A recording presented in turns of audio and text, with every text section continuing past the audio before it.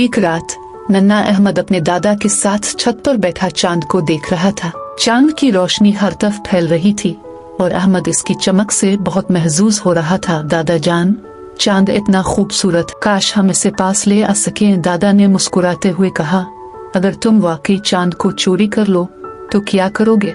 अहमद ने सोचा, मैं इसे अपने कमरे में रखूंगा ताकि हर रात रोशनी रहे। अगली सुबह अहमद ने एक प्लान बनाया। रात होते ही वो एक लंबी सीढ़ी लेकर छत पर चढ़ गया। आसमान की तरफ देखते हुए इसने चांद तक पहुंचने की कोशिश की, मगर चांद दूर होता गया। अचानक एक तारा जमीन पर गिरा और बोला, अहमद, चांद को चोरी करना मुमकिन नहीं, लेकिन तुम उसकी रोशनी अपने दिल में महफूज रख सकते हो। अहमद ने तारा की बात मानी और चांद की चमक दिल में समेटी। अब हर रात वो चांद को देखता और महसूस करता कि चांद की रोशनी उसके दिल में चमक रही है। यूं अहमद ने सीखा कि कुछ चीजें हमेशा पास रखनी